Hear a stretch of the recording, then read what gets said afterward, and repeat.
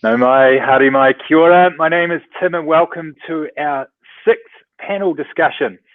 Today we're going to be talking about cultural diversity and an introduction to Maori culture, our wonderful culture here in Aotearoa, New Zealand. Today we have Sarah Snow joining us. Sarah is from Aotearoa. She is from Maori descent, and please, I'd love to welcome you here, Sarah. Would you like to say hello to the audience? Kia ora, Tim, and kia ora koutou, ngā mihi nui kia koutou, everybody. Fantastic.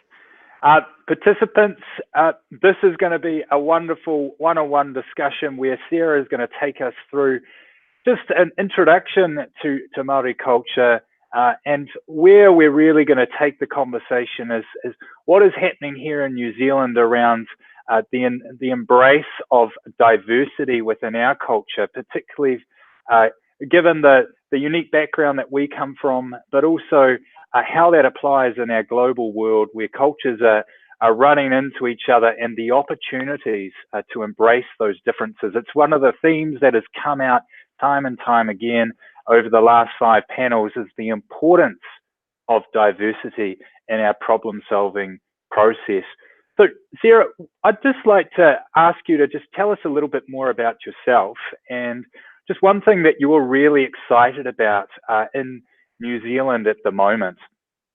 Okay, what I am actually really excited about is in Education New Zealand, we have just kicked off a Māori strategy, which has been formally endorsed and embraced not only by our leadership team, but more importantly by all my colleagues. We have over 15 offices globally, and all of my colleagues are biting at the bit to be part of our Rautaki, which means strategy, team. So we have our first meeting in a week's time with a number of my global colleagues, and that's really exciting. That's super exciting. What's really exciting about that, Sarah? Can you give us a little bit of a flavour? What's so important about this? Well, one of what really resonates with myself, Tim, is that we are New Zealand, and our point of difference is definitely the Māori culture. And to have an organisation such as Education New Zealand, with no hesitation, saying now is the time to embrace our culture and definitely the diversity and what that actually means, not only for ENZ but also for all of our students that we are hosting and look after when they're in Aotearoa. Fantastic. Well, I invite you to just take a look at our slides that you've graciously put together for us. And do you want to just walk us through just this introduction to Maori culture? And participants, if you do have any questions along the way, please ask them in the YouTube channel, and we will be bringing them into the conversation as we go.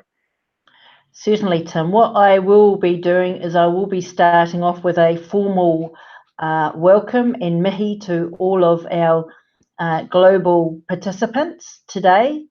And I will also be doing the karakia, or the chant, which you will all see on your screens.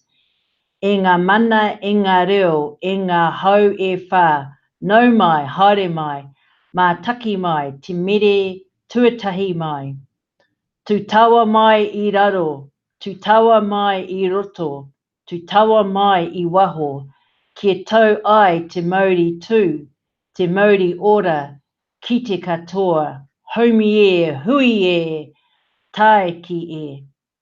I summon from above, I summon from below, from within and the surrounding environment, the universal vitality and energy to infuse and enrich all present, united, connected, and blessed. Kia ora, Sarah. That's wonderful. Could you explain what is the importance of the mihi and karakia in Maori culture? Certainly. So the karakia, or prayer chant, is important and relevant not only within the Māori culture but across a number of cultures, and it acknowledges every single one of us, our ancestors, so those who have actually passed, and our family who are both currently with us, and also for the future generations. Karakia is poetic and full of beauty, imaginary and metaphor in their true essence, and it's generally used to cover every aspect of life, from welcoming the dawn and farewelling the day, to ensure a safe journey, and in this case, to ensure that we have a interactive session and that it enables our participants to feel open and able to ask and engage in questions with us. Fantastic. So one of my observations, and I'm not from Māori descent. I'm very much a visitor to New Zealand, or at least that's how I feel. But I grew up overseas. I actually grew up in Dubai. So I live in New Zealand, and I am starting to find my place here. And what I observe about Māori culture is this openness of mind to think beyond just the current time, as you have said, to think historically, but also to think forward. And this idea of long-term thinking seems to be a really important part of the Māori thought process.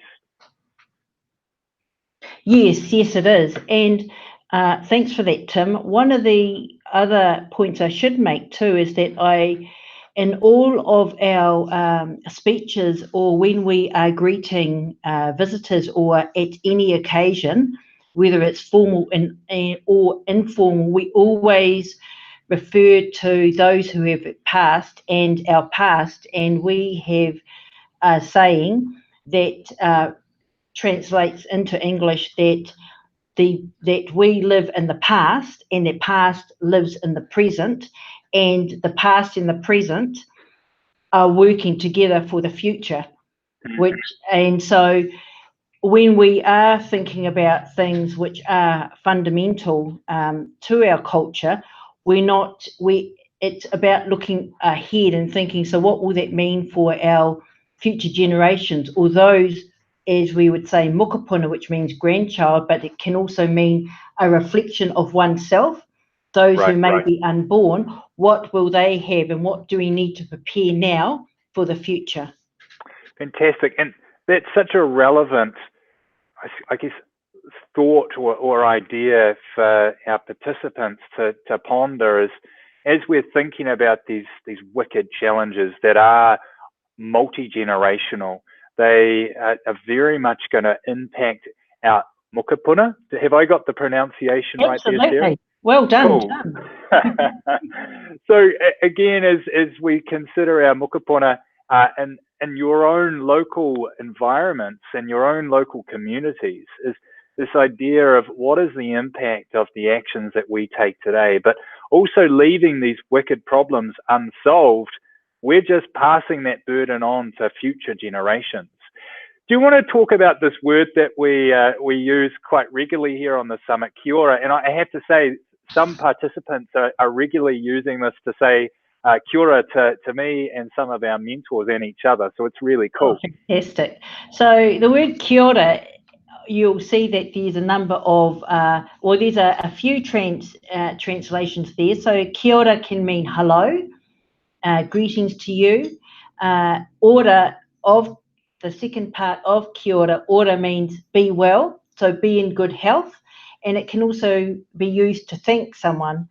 And it depends on the way in which you say it. So because I've got to know you quite well, Tim, I'd say kia ora, Tim. And if you give me something that I'm appreciative of it, I might say kia ora. And if perhaps I fancy you a little bit, I might say kia ora, Tim. So it's all in the way. So it's all in the way you say it. Fantastic. That's great. So this word kia ora, it seems to be a really central part to even I've noticed in my time back here is that more and more so people feel really comfortable greeting each other. Again, whether from Māori descent or Pakeha. So, Pakeha, what is the definition of Pakeha? Because we use that to describe essentially European New Zealanders, but what is the actual definition?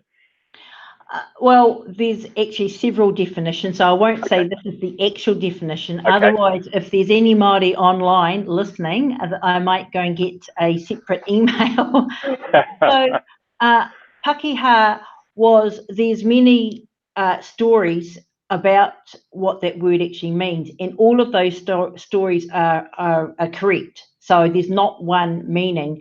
And Pakeha can also mean that one I've actually heard is that as my ancestors spotted this, or as they called it, the land of the long white cloud, and one of the things they said is Aotearoa. And when they saw some of the, I suppose, someone who was of pale skin, yes. Coming in, and they said Pakeha, because Ma means white, and it wasn't an insult, it was just like, we've never seen anyone so fair. Right. And I know that a lot of my colleagues who are not Māori like that term, because it's not derogatory. There's no, it's not gender specific, and so for me, it's like, it can mean pale skin, but it also distinguishes the difference between Māori and Pakeha, and it's very much part of our culture. And when I say our culture, I mean Aotearoa. So with Aotearoa is I guess again a word to describe New Zealand. Do you want to just help us understand what this word means? No, certainly. So Aotearoa translates to land of the long white cloud. So if I break it down, O means cloud, Te means white, so that's another word for white. So Ma can mean white, but Te can mean white as well. And the word Roa means long. And for us, in terms of that name for New Zealand, that is what our ancestors saw for the first time, and so that's how they've described it. And so that name has actually stuck. And what's been really interesting is a lot of my colleagues from different cultures have absolutely embraced that name. And so alongside kia ora, I hear them say Aotearoa, which is fantastic. Cool, I like it. One thing again I've noticed about Māori language is it has the ability to take quite complex ideas and summarize them into a very succinct word, and the word is almost like an iceberg. That the word is just the tip, but as you've sort of described with Pakeha, there are all these stories or different pathways of meaning underneath that word. Can you, I don't know if you're able to comment on this, Sarah, but is there anything you can share about where that has come from as a tradition in the language? You mean the different the different meanings? Narrative and the different meanings, the complexity of the kind of the story underneath a word. Okay, no, sure, absolutely. Well, if I speak generally about Māori, so we have, like other cultures, different iwi or different tribes throughout New Zealand. So when I talked about the word Pakeha has several meanings, it's something that's actually been passed down, so through genealogy. And so some of the stories that have been passed down from my parents and from their parents and etc., that is very much part of that tribe. And different tribes will have either similar or different stories related to a name, or there'll be definitely some philosophy or some story behind it. And it is not for me to say to another tribe's person, so to speak, no, you're wrong, we're right. And so our view is that that just shows the diversity, I think, even within the tribes, that it's about that cultural diversity, and that everyone, it's about my articulating my values from my cultural perspective or my tribe's perspective is as true as someone from another tribe, whether they're in another part of New Zealand. And there's differences and similarities, and it's not saying which is the right one or which one is first.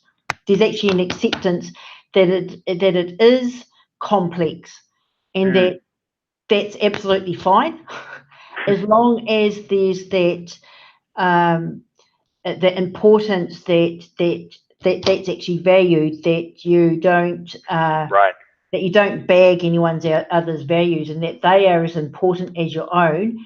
At the same time, you don't compromise yours. Yeah, I like this. Or do you compromise others? A really interesting point, again, for our participants that are living around the world, and this idea of being open to the diversity and the differences that other cultures offer, and being curious and inquisitive about that. But like you've said, Sarah, that doesn't compromise who you are, but it allows a respectful conversation to develop. And as when the magic happens, and we see this all the time, is when two cultures come together in a respectful way, the color of humanity sort of erupts. We're looking at a slide here around the Treaty of Waitangi, and this talks to a point in New Zealand's modern history, which is quite significant.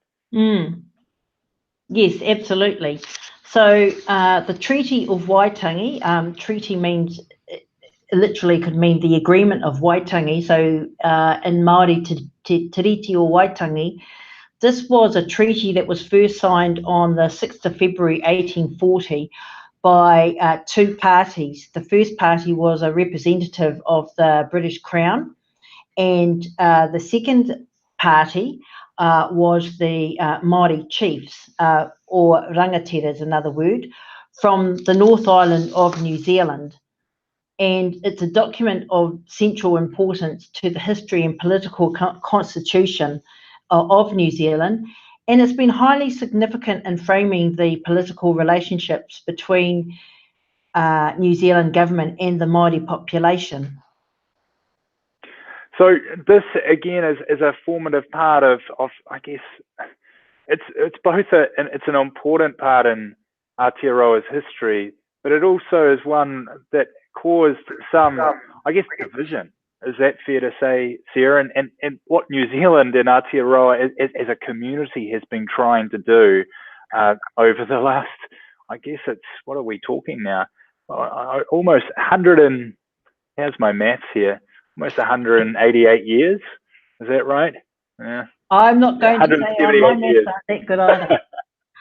It's been trying to repair perhaps some of the division that was created at this point in time, and bring our cultures back together so we have a unified culture. And I think this is really the point that I'd love to stress to participants, is that cultures, they do sometimes divide, but the real strength, and what I feel in New Zealand at the moment, and I think others would share this, is that by coming together and embracing not only our Pakeha and Māori cultures, but our new New Zealanders, because we have Asian cultures merging with ours, we have American, we're a global country now, and that it's the strength with embracing those cultures that seem to be giving New Zealand somewhat of an edge in the way that we think. No, absolutely. Yeah. So I guess for those that are more curious about Te Reo Māori, what are some of the basic things that our participants need to think about around the language? So one of the things, Tim, that has actually impressed me for my working for ENZ is that I have the privilege of actually working with colleagues who are from different cultures. So we have over 20 different cultures that work for Education New Zealand, both within New Zealand and outside of New Zealand. And I may say that I can speak two languages, which is Māori and English, but my colleagues can actually speak more than two languages, which is very impressive. And so when they are their pronunciation or even the use of the Māori language, it is in some cultures very similar, so they are able to pick up on it, in fact, a lot quicker and a lot easier than some of my colleagues who are from New Zealand. Right. And so that's interesting. I know. It's absolutely fascinating. And so with I suppose you could call it the Māori dictionary, is that there are 5 vowels which are up on your screens, and they are pronounced. So A, E, I, O, U is pronounced A, E, or U. And in the second part of the screen are the macrons, and the macron helps to indicate a long vowel sound. So when you see a macron on a word, it's not a short word. So, for example, A for car, E for measure, E for heel, U as in you, and U as in roof. A, E, or U. You know what it reminds me of, Sarah, as I grew up speaking French, and there are similarities in the pronunciation of those vowels to French, which is something that's just clicked to me here. I wonder whether you could talk about this concept of the pepeha, which is something that I know we've asked our participants to do, but perhaps you could actually walk our participants through this. No, absolutely. So a pepeha is, I think we've got it up there, a tribal expression, and it is a way to introduce yourself. It tells other people who you are and where you come from. It's about you. So it's about the authentic you, not the job you, not the role that you're in, not how much money you're making, but it is actually about you. And pepeha is so important. It's vitally important for Māori, amongst Māori, because we're wanting to make those connections immediately. So we don't say, Sarah, who are you and what is your job? We actually ask straight away, as soon as we've met a person, where are you from? And that's about the connecting. And where are you from doesn't mean because I'm living in Wellington, I'm from Wellington. It's saying we want to know your past. We want to see how we can go and connect with you, because you are important, and what you bring with you are your past generations that we could learn from or connect with. Cool. So it explains also how your family is connected to your local environment, so where you've been brought up in. Right, so we've got pictures here of a mountain, a waka, a boat. I don't. This is where I find my own stumbling around my own Maori culture, my understanding of Maori culture. The whare, is that? Have I got that right? The house. Absolutely, definitely, like the whare or the marae, and the marae. And down the bottom it can either be a river or a lake. And Fantastic. I mean, this is saying this is actually the part of New Zealand I'm actually from, and this is the area. And not only from New Zealand, but also when you're working with, when you're engaging with people from other cultures, it's actually saying, where are you from? And tell me about you. It's identifying you, because rather than getting down to business, it's about saying you are actually important, and it's fundamental to that connection. And that's why a pepeha is always done at different. In fact, I'm seeing it. It's really exciting because I'm actually seeing it done by not only Māori but a lot of Pākehā, from other people from different cultures who are just absolutely embracing it. And I know that I've had conversations where some of my colleagues or even friends have said, well, but I live in Wellington, and I don't know where I could actually connect from, because my family may be from England and I don't actually know them. And I'm saying, right. Okay, so although you may be living in Wellington, there is a place that you absolutely connect to. Whether you live there or not is irrelevant. It's where you feel that connection and where your heart is. And although your family may have moved from there, that's your place. And so build it. One thing is that we've been asking participants to do is share, a local food. And again, this idea of, you've said you've used this word connection a lot, and one thing that I think is important for participants to understand is what is it about connection that is so valuable? I mean, to me, connection in my mind between two humans is things can pass across that bridge, so to speak. You know, things like trust, things like ideas, curiosity, and these things are really important to one, you know, making progress. And because you need to be able to trust each other, you need to be able to share ideas openly. And I think, is that really what the pepeha is intended to do? Is to open up the heart to share. It is about that authentic you. It is opening up your heart, and that's where you are starting to build that rapport and that trust, and you're putting down all the you're basically saying here's me. You're putting down all those masks, and for us it is actually fundamental, and I'm sure across other cultures, that until you get to know someone, so who you are and where you're from, and that you're actually comfortable to say I am and I'm from, and this is my mountain, that will start. That's where you start to build that trust and start to do the connections and the rapport. And we are in a world now where it's moving so quickly that we actually forget to do the basics.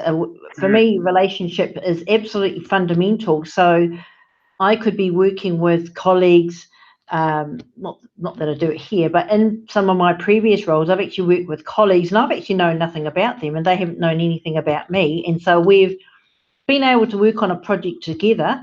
However, if I think about it, if we had have actually done the pepeha right at the beginning, you've already started to build a base for trust, and you are basically putting down, you're saying this is who I am, and you're also getting an understanding of and appreciating that everyone brings different values with them, and that that needs to be taken into account as well. Well, look, I'd like participants to reflect on perhaps you've been in a setting or a meeting where you have sat down and, as Sarah says, jumped straight to business, and you're with people that you don't really know.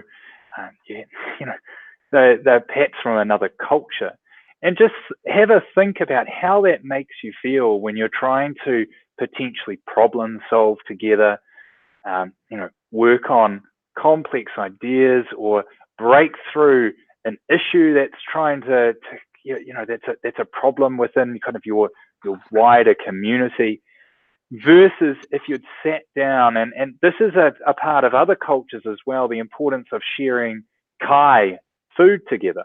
Kai is the Māori word for food. The importance of that as a way of connecting and understanding each other before you try and do things that involve trust, that involve the sharing of ideas. Because the key thing for participants to understand is that by opening your mind, you know, you have to open your heart and allow that kind of willingness to trust the other person on the other side of the conversation. And Sarah, I reflect on our relationship that we met digitally. We haven't met in person, but we've had a chance over 2 or 3 conversations to get to know each other a little bit better. And I guess my reflection is that this conversation that we're able to share with our emerging Future Summit participants is a lot richer because we know each other a little bit more. Absolutely. And because we've both actually shared a little bit of ourselves to each other. And what it also does for me too is that I have an appreciation that we both have different worldviews, and that you also lived outside of New Zealand for the first part of your life. So you have 2 worldviews in a way, Tim, both with your Saudi, but also coming back into New Zealand, you've also got your Aotearoa hanga, and it's appreciating that there are different worldviews and where people are coming from. So it also enables some of our colleagues or some of our peers from other cultures to get the confidence to speak up. And I would speak up in a group if I knew where people were from, and then that's where you start to build those connections, because we've been able to share some personal things about each other.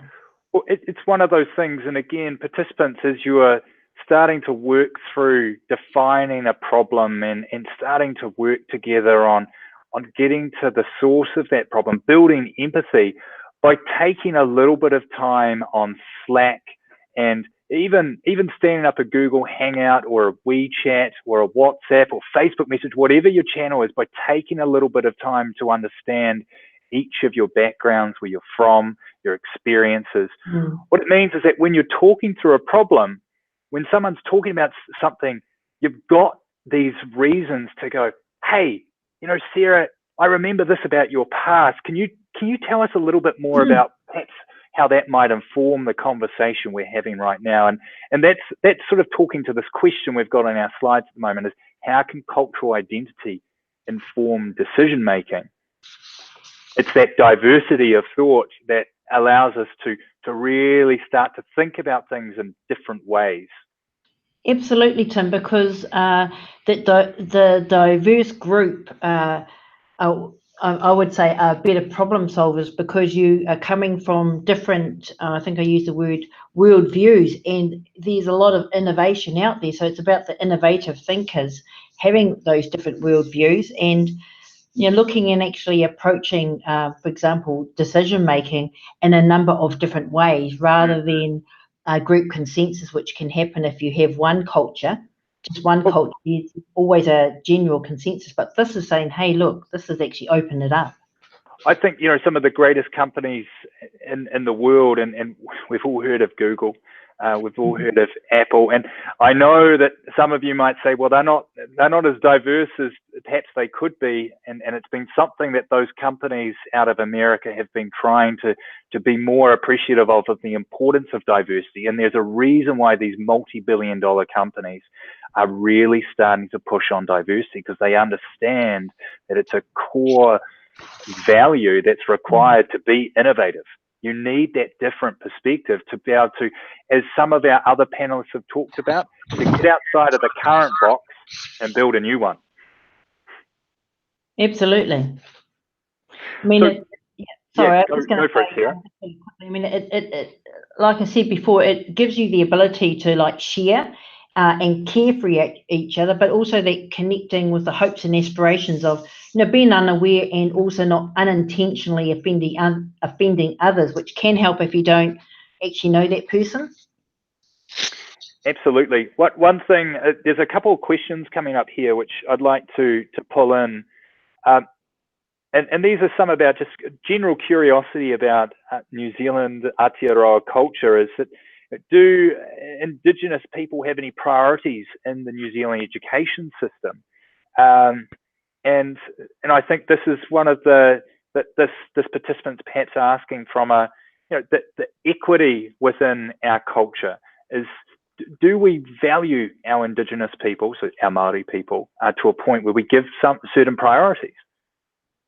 I think that New Zealand has absolutely come a long way with the acknowledgement of tangata whenua, or the Indigenous people. I think that the Treaty of Waitangi, which was signed in 1840, is still very much, I suppose I should say, alive and kicking, and that some of the things that actually happened in the past in terms of resolving some of our history, the treaty has been used as a mechanism to actually address those, so that there is that self-determination for righting the wrongs of the past.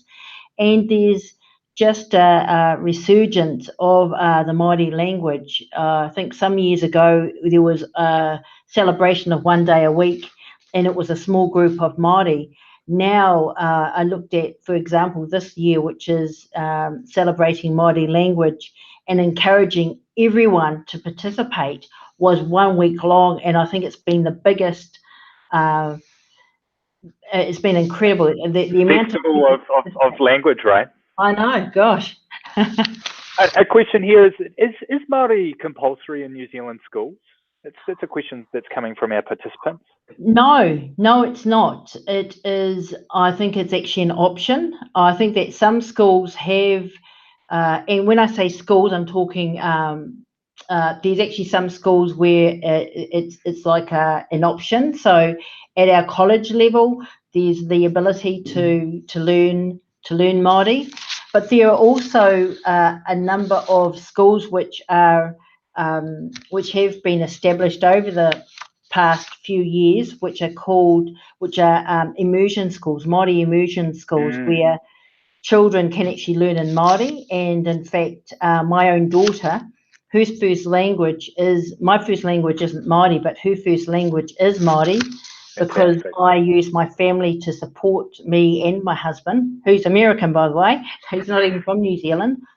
But she's quite strong in her identity, and of course with the immersion schools now, which start at kindergarten or care, so under fives up to 5, and the schools and the colleges, anyone can actually be in that school. So there's definitely a real push for that, not only from Māori, but I think from Aotearoa.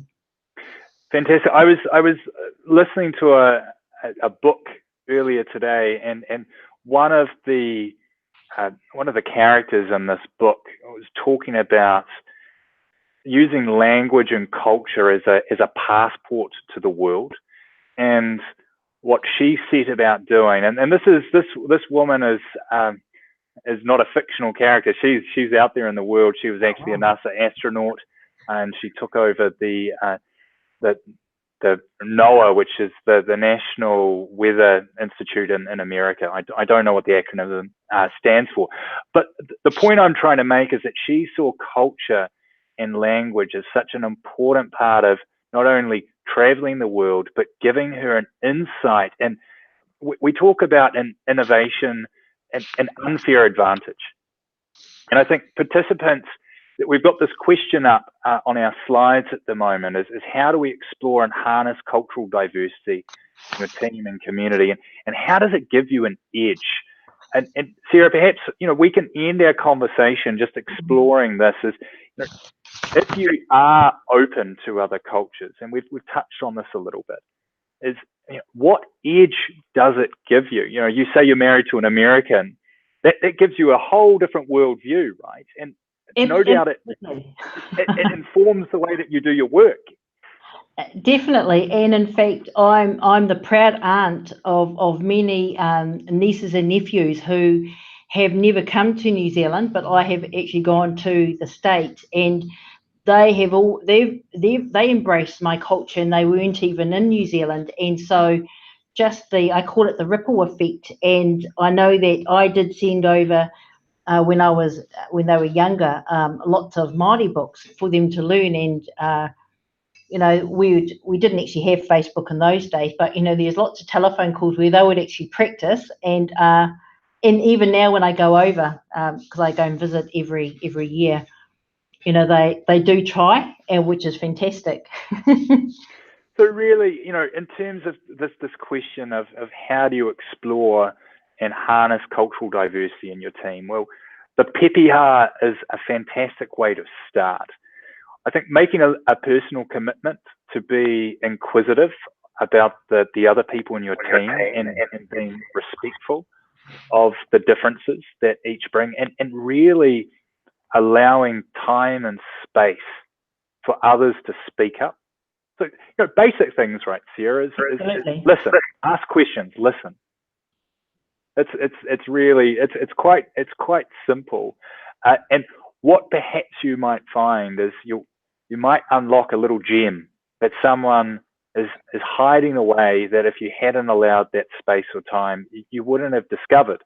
And that little gem might be the piece required to actually get you over the little hurdle that you're working through over the next 3 days, over the remainder of the summit. And participants, the next 3 days are going to be challenging. They are going to require you to kind of be resourceful, but look within your teams and the wider summit community for those differences and the input. And, I guess bringing back to you, Sarah, and the New Zealand Aotearoa context, if you had one thing to share with the participants over and above what we've already spoken about, that for them to take away over the next 3 days, what would that be? I would love it if the pepeha, I understand, has been sent out, is if you took the pepeha with you, and when you are introducing yourself to other participants, even if it is online, is be proud of who you are and be the authentic you, and share your pepeha with someone else, and let's get the ball rolling. Fantastic. And look, one extension to that too is we're talking more about building empathy, and participants, you'll see that in my workspace at this point in time, there's an activity in there for you around starting to build empathy around the problem that you're trying to solve. And really, because we're human and these problems are of a human construction, empathy is about building an understanding for the person or the community that you're trying to solve a problem for. And again, the pepeha is a great way for you when you're going to talk to a farmer or a factory owner that's producing waste, allowing them to hear about who you are, but also asking them to tell you a little bit about where they're from and what their story is, because what you might find is a wonderful little connection. Absolutely.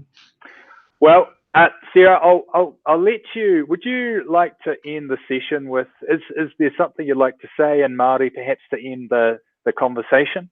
Absolutely. So I'd like to share this with all of the participants and you, Tim, which is a few precious words in Māori.